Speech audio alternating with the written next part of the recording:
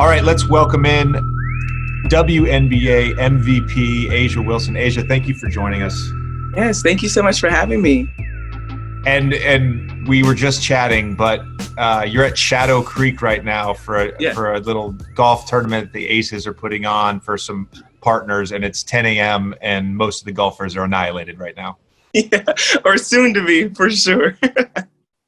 That's amazing. So you guys made the WNBA finals, and you have a lot of uncertainty, similar to how I guess the position we were in a couple weeks ago, not really knowing when next season was going to start. But what are you guys sort of hearing for next season? And honestly, you guys are used to having sort of this longer off season. So what are your off season plans? Yeah, for sure. I mean, like you said, I think we're used to this, but I honestly haven't heard anything. I think everyone is either overseas or just here recuperating from the bubble and just trying to stay intact. But I hopefully we can get a normal start. As much as I love the 22 games and it went by very quickly, I would just always love my regular season.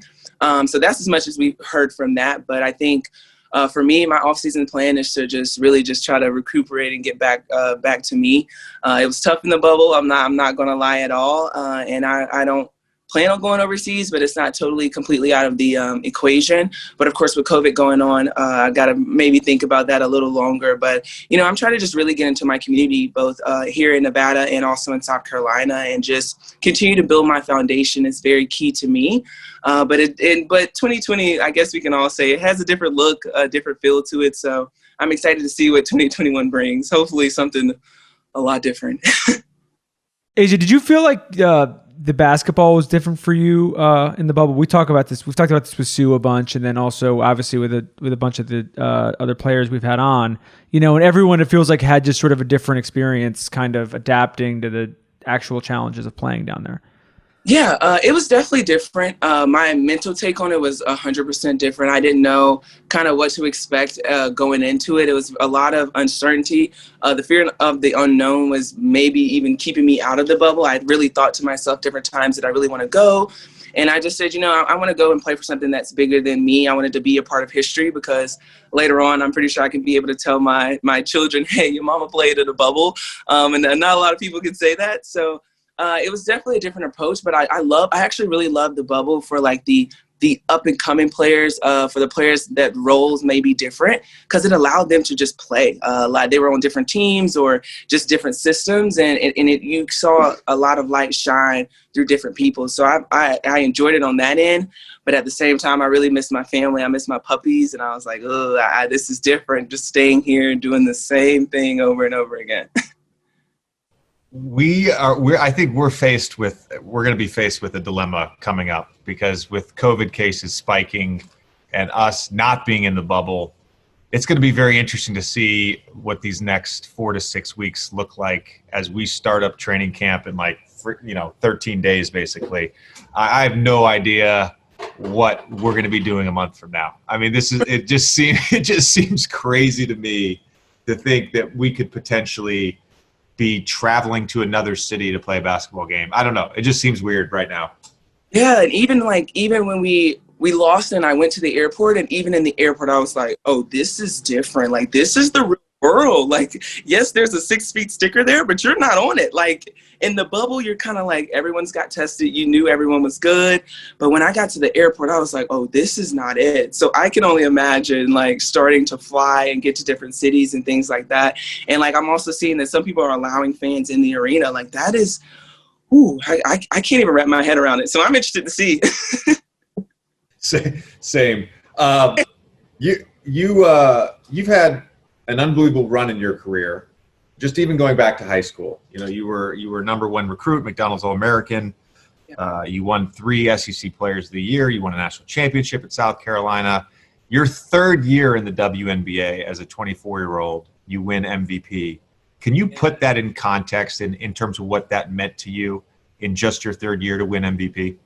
Yeah, I honestly didn't even understand what it meant until I got out of the bubble. I think inside I was just so wired just to keep going that I really didn't pay attention to what was going on around me. And it means a lot. It's definitely like top because, in a year like this, the unexpected and the unknown was always there. And I didn't go into the bubble saying, oh, yeah, this is my MVP or I'm going to attack this. No, it just kind of happened. And especially with the team that I had, everyone counted us out. Like, no one expected us to make it to the finals. No one had us. I think they had us in top 8, maybe, because we had so many missing pieces to our team. So, I kind of took that as disrespect, honestly. I took that as something that I'm like, all right, I got to prove myself. Didn't even think I needed to prove myself, but I knew that I needed to turn it up a notch. And when I just felt it. It was just a feel that I was like, I'm just going to keep going and I'm just going to try to put my team together and we're just going to go do this. So it definitely ranks pretty high because I wasn't expecting it. And it's like, 2020 is a hard year. When we look back on it and to know that my name is now forever in the books for MVP, no matter what happens, I think that's something that a lot of people can't take away. And I'm really grateful for it. I wish we would have won it all, but I definitely have to just be grateful for how far we came. So I read that you were benched your freshman year of college. What did that do? Because we're talking about, you've been to JJ's point, you've been the best player your entire life, and to have a thing like that happen, what did that do to your growth? Yeah, I think it helped me. It gave me that growth curve that I can always thank Coach Staley for doing that because, my freshman year, I was coming in #1 recruit, everything. All eyes was on me. I stayed at home. It was just down the street from my high school. And everyone was like, okay, Asia, well, she has to be this, or let's see what she's really about. And in all honesty, it kind of humbled me in a way that I was so grateful for because Coach Staley knew that she didn't want to put me out there for me to look a mess, and I did look a mess my first game. So I completely understood being benched because I was trash that first game. But it also allowed me to kind of take a step back and look at, where did I want to take this game of basketball? How do I want to play it? And at the time, she put me in the 3. And I was like, 3's nice, but I don't really like it. I like the 4. I'd rather be a versatile 4. I can expand my game. And then, you got to make the 4 guard you at the same time. So I was grateful for that. It did suck sometimes, but it was crazy because it was Elena Coates and I, as soon as we got up off the bench, the whole arena just starts going crazy because they're like, all right, they're about to enter the game. So I think that was pretty cool. Even though my name wasn't in the starting lineups, it was pretty I still got that same feeling when I was about to check into a game. So I had a lot of fun with it. I feel like it requires a great deal of maturity, though, as I assume you were 18 as a college freshman. As an 18-year-old with so much hype, I had probably a little bit of pressure staying home to hear from a coach, you weren't that very good in that first game. We're going to bring you off the bench. And it's I don't know, for me, it would be awfully deflating to hear that. There had to have been a level of trust already built in between you and Coach Staley. Yeah, it was. I actually had an opportunity to play with the, I think I want to say U19 USA team with her the summer before I was coached by her in college. And, I think that allowed us to really figure each other out. I knew that she was going to be someone that was going to push my buttons, to push me to the limit. And I was going to do the same to her. It was plenty of times where later on in my career, Coach Staley would kick me out of practice because she said I was being average. And she's like, a player like you should never be average. And I would have to be over there with the walk-ons, and she would not let me practice.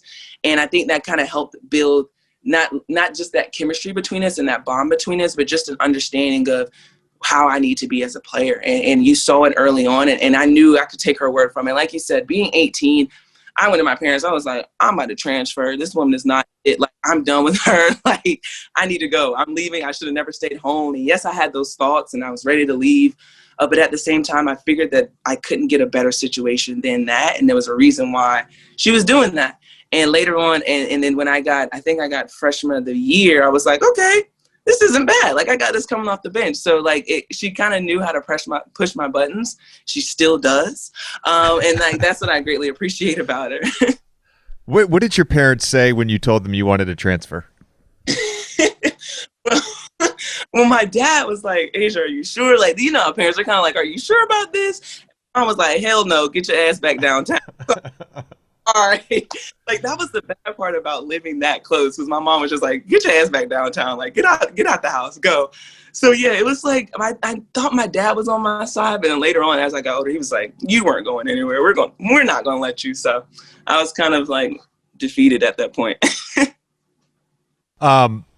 Speaking of coaching, the casual basketball fan and the casual NBA fan, and even the diehard NBA fans, we know your Las Vegas Aces coach, Bill Laimbeer, in a certain way. We know him as a bad boy, basically a psycho on the court. That's the best way to describe the old highlights from the 80s and the early 90s with Bill. But as a coach, what is he like, and how instrumental has he been for your growth as a player? Oh, yeah. As a coach, I wouldn't say Bill is not as psychotic. He's kind of more chill. He's not, of course, the bad boy Piston that everyone knows and loves, but he is a player's coach. I think that's the thing that a lot of people don't see, because he's going to portray his old self always, this mean face, always grumpy. But he actually really wants what's best for us and for our franchise, and he doesn't stop until, we get it. And I think if you all were watching when they had Headband Bill, he went on this like hair strike because, in the bubble, they said that we were going to have barbers and beauty salon to help us keep us intact in the bubble. And we didn't have one. So he was like, I'm not cutting my hair. I'm not doing anything to my face until we get one in the bubble. And he wore a headband. He looked ridiculous. But that was him. That's him. He stands for something and he doesn't let up until it's done. And I think that's something that's grateful for me also as a player, because he wants what's best for us, but for me, like forever. And he sticks to it. He never lets up. Yeah, he doesn't give me a break. We always have some of the best talks before practice. He's always trying to pick my brain, and I'm trying to pick his as well. And I think that's what you need between a player and a coach, that we can bounce off ideas, and, he's going to let me know that I'm wrong. And then sometimes I'm kind of like, all right, Bill, I don't agree with that. And I think that's pretty good in the locker room. He has this time where he's like, okay, I'm always right. I am always, no matter what. I don't care what you say, I'm always right. And sometimes I hate when he's right, because I'm like, dang it, now I got to go to him and let him know that. But I want to say he's changed, but not really. I can't see. He just doesn't beat up as many people. Does he remind you guys that he was an NBA champion? Oh, all the time. Like, yeah. In the W level and in the NBA, like before finals, we'll watch videos, or he'll like always remind us, oh, that's me. I was an actor in this show, and I always did this, and he always lets us know that he was a Detroit Piston and that they won. And it was funny because when the documentary came out about Michael Jordan, I saw a picture of him wearing his back-to-back gear and his like snap back on, and he's just like, whatever happens, I'm still a champion. So that's Bill. He doesn't let it down now. He's confident. Have you paid attention to the narrative about ratings at all in sports over the last few months? Have you seen the numbers or anything? Oh yeah. I've seen. I guess they're saying like the NBA has gone down, and it's gone up. I think this year it's gone up for the past 2 years. So yeah, I kind of pay attention to it, but like the reason I ask, there's this narrative, especially on social media, if you go woke, you go broke, and the NBA finals ratings were way down. But if you look across all sports, whether it's the Masters this past weekend, they're down. Ratings were down 56%. World Series, NHL, again, some potentially non-woke sports, if we're being honest, their ratings are down as well. And so some of this, of course, is just maybe just a lack of interest in sports during the pandemic across the board. And some of it is, of course, timing, because our seasons are different. WNBA Finals Game 3 was up 27%. Up 27% compared to 2019. You guys, and we've talked about this a ton on the podcast, your sport and your peers, you guys have been at the forefront of the social justice movement for years, before it was in vogue, before it was the cool thing to do, before there was a bandwagon about this. No, I mean that. I mean, it's there are people that jumped on this in 2020, and there's people that have been doing this for decades. Why do you think ratings are up in your sport? And how much do you think the social justice activism has actually been a benefit for the WNBA? Yeah, I think it's up for us because our unity within our league, it carries so much. It carries so much weight in our voices. I think see us a lot more, whether it's just on our own social channels or with our teams or with the W as a whole. But I think people just want to see why we work so hard. I think that's why we wanted the names on the jerseys and in the Black Lives Matter on the court, because we just want it to be seen. And it's something that it's long overdue. Of course, I would always say that. I think everyone should always watch the WNBA, and I'm being super biased. But I think it just shows the unity. Like, we stand together no matter what. And I think that's one way the bubble has helped us. Not only did we create this social justice council before the bubble, but it allowed us to bounce ideas off of each other very quickly because we were under one roof versus trying to text emails or anything. Like, we would see each other at the hotel and we would all see shirts and things like that. And we would all bring different ideas. And I think that generates like viewers. I think people want to see what's next. I think I saw when Milwaukee, when they boycotted the game, I saw a lot of tweets saying, okay, I can't wait to see what the W does. Because like you said, we've always been the forefront of this. We haven't backed down from anything. But yes, we're super elite on the court and we work hard so much. But at the same time, we stand within our communities. We're business women. We own different things, and we have foundations. So I think we touch a lot of different people in a different ways, and I think it just generates viewership. Like, they want to see us now put the ball in the hoop, and I'm forever grateful to be one of 44, to be a part of a league that is so open. And like you said, before it's a hashtag, before it's a black square, before it's on a t-shirt, the W's been there, and I'm just so grateful to have a league that can back us up, and people want to see that. I was going to say, do you guys, this is for both of you, do you guys think part of this, and I think JJ and I have talked about this a little bit, do you think part of this also both in the NBA and also in the WNBA, stems from the top? Like, when you have an MVP who's so outspoken, it makes it a lot harder for the rookies or for the players who haven't established themselves so much to be like, no, I don't want to talk about this, because you're like, well, it hasn't affected her, you know? So do you think that, and obviously LeBron is doing that in his own right in the NBA. And so do you think that there's an element of like, well, if the best players in the league are so outspoken, it really gives everybody no excuse, not to say something? Yeah, I think so. I think when you see the kind of higher ups are doing their thing and in their communities and always speaking out on it, I think that then trickles down to that 12th player on the roster for us. They say, wow, like, okay, yes, my voice may not carry that much weight, but I can actually, my voice can be heard to my inner circle or my inner, my community. And I think that is a big deal of it. When you have people higher ups that's open to you doing it, and it's like, yeah, go ahead. We back you up 100%. It does kind of, you have that cushion to now really speak your mind. I mean, I'm going to speak my mind regardless, but some people just kind of need that poke or that push to keep going. So that's my biggest thing, is just educating the people around me, let alone just myself as well. To that point as well, I think when the best players are also really good leaders, that helps in terms of organization and messaging. And I think your league does it better than probably any other league in terms of being organized and being unified. You mentioned that, but I think when you have someone like LeBron or Chris Paul, who's Carmelo Anthony, D Wade when he was playing, you have the best players who are speaking in a very eloquent way. They're not being afraid to speak their mind. I think that is inspirational to other guys for sure, and it gives them a safety net.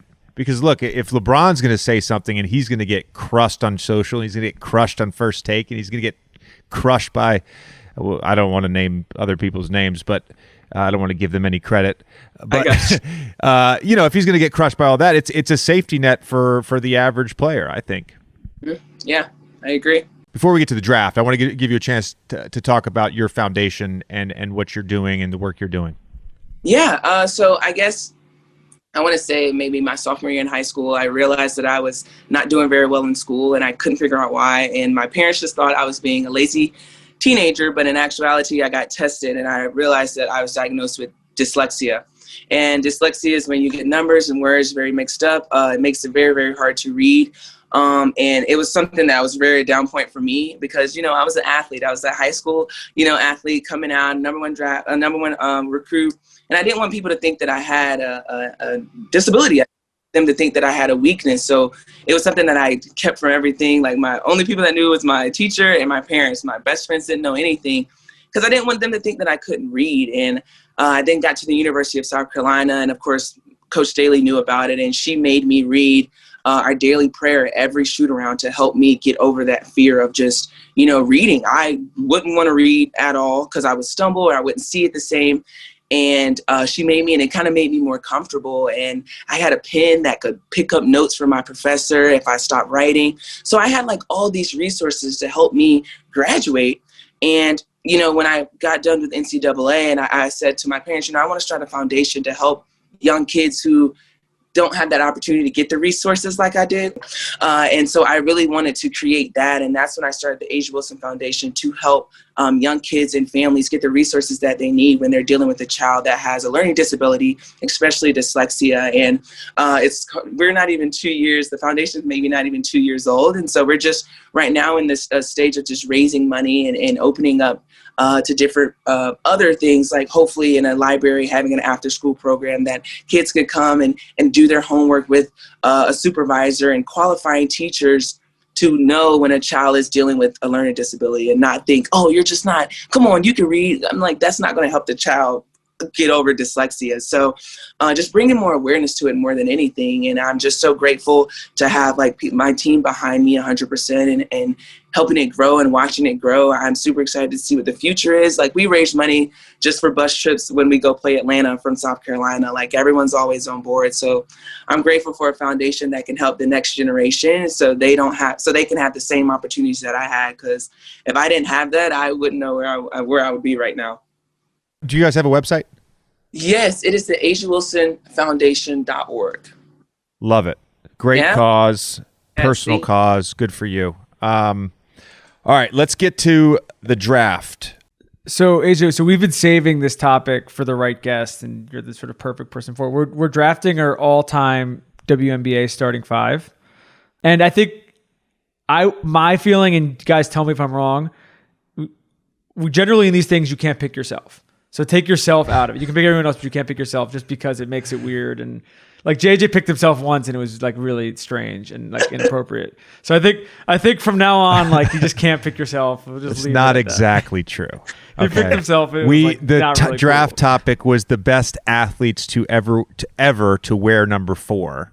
Okay. And I picked JJ Redick at Duke. I didn't pick myself. I didn't pick me now. I picked. I just thought it was like it was awkward. It was awkward for everybody else and for the listener. So okay. So right. You're up first. You're up first. I gotta go with Dawn Staley. I got her. Wow, number 1 pick, Dawn Staley. I love it. All right. Well, I'm hyped that this is here for me for my number 1 pick. I'm picking Taurasi. I need her just to kill her. I figured you'd get her. All right. I'm gonna go. Man. I'm gonna go with Maya Moore as my third, and then for my second person, since we're drafting a starting 5, I want to make sure that I get this person. I'm gonna get Lisa Leslie. 2 times finals MVP, 3-time WNBA MVP, 2-time Defensive Player of the Year. I think she's going to anchor my defense. So I've got Maya Moore and Lisa Leslie. Lisa Leslie getting through the first round is amazing. Like, all right. Well, I need a point guard, and also she'll kill JJ and I if she's not picked at this point. So I'm taking Sue. That's just if Sue got past the second round, we'd have like a big problem. I knew that was coming. Is it me? I get you get two now. Yeah, I get 2. Okay, I'm gonna go. I need a big, so I'm gonna go Lauren Jackson. Oh man. And then I'm gonna go. I think I'm gonna go with Cynthia Cooper. Great picks. Solid. Great picks. Solid. Had them both in my top 10 on my board. I asked Tina Charles. We were working out during like June. She came up from Florida. We were working out at a gym in Brooklyn, so we would kind of like pass in the wind, basically. Like I would finish up, she would start her workout, and I asked her. I said, "Who's your top 5 ever?" Yeah. And she said Laura Jackson was one of her picks for top 5 ever. Yeah. And so I was hoping that Lauren Jackson would get back to me on this next round, but you picked her up. I'm a little disappointed in that. Good drafter. Yeah. All right. I'm taking Cheryl Swoops. Wow. Ooh. Just need, that's great value in the third round. I'm bored. I gotta see. Iconic player. But I think there's better current players than Cheryl. Wow. That's a hot take. That's JJ's take. That's a hot take. I don't know, man. Asia and I just sitting over here. We're just he's on that island. All right. My next two, I'm going with Elena Deladonna.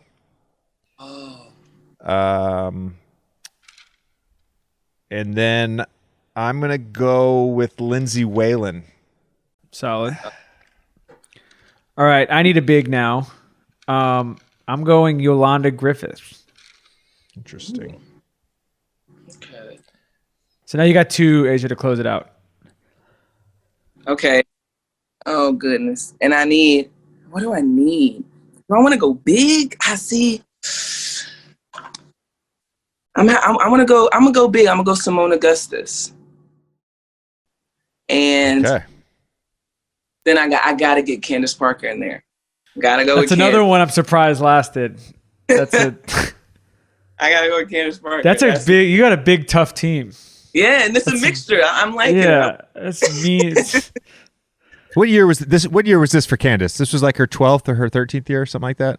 Yeah. And she was first team all WNBA this year. Good for her. Yeah, and defensive player of the year. Good for her. Big time. Still doing it. I'm closing it out. This might be a reach, but I need a shooter. I'm going Becky Hammon. Wow. My fifth pick. I like my team so much relative to your team, Tommy. Of course. I mean, Asia got two of my favorite picks, which were Cynthia Cooper and Lauren Jackson. Thank you. I'm very comfortable with where my team is right now.